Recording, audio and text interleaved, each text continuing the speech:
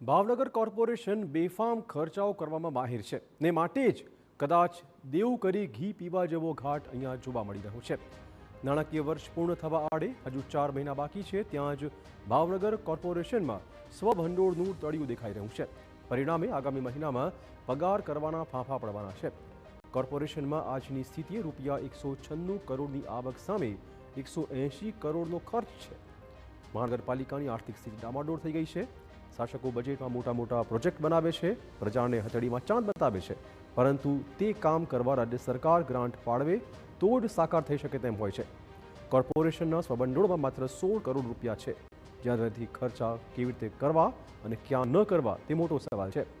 દર મહિને પગાર, પેન્શન, નિવૃત્તિ લાભો, પેન્શનર્સ, પાણી, શિક્ષણ, વીજળી સહિતના ફિક્સ ખર્ચા તો હોય જ છે। વિપક્ષે ભાવનગર કોર્પોરેશનની આર્થિક સ્થિતિ વિશે પ્રહાર કરતા કહ્યું કે શાસકોના અણઘડ વહીવટનું આ પરિણામ છે।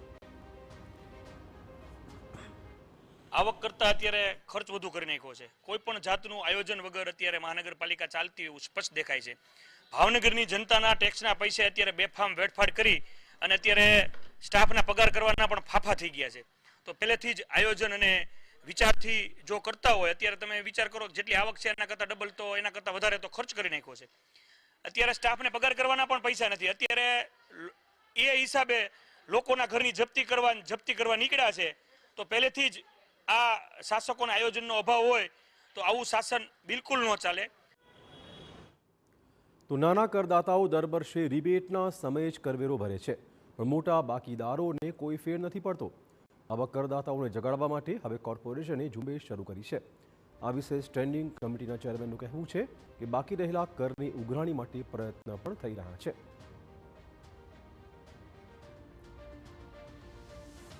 કરદાતાઓ એપ્રિલ મે માં જે રિબેટની યોજનાઓ આપી રહ્યા છે, એ રિબેટની યોજનાઓમાં કરદાતાઓ જ્યારે એનો લાભ નથી લેતા અને વર્ષના અંતે જ્યારે રિકવરીની ટીમ ભાવનગર મહાનગરપાલિકા દ્વારા નીકળતી હોય ત્યારે એમની મિલકતોને જપ્ત ન કરવી પડે એના માટેનું અપીલ પણ છે। અને આગામી દિવસોમાં અમે એક ડ્રાઈવ ચલાવી છે કે 1 લાખથી વધારે વેરો જેનો બાકી છે એનું પેપરના માધ્યમથી નોટિસો આપી છે।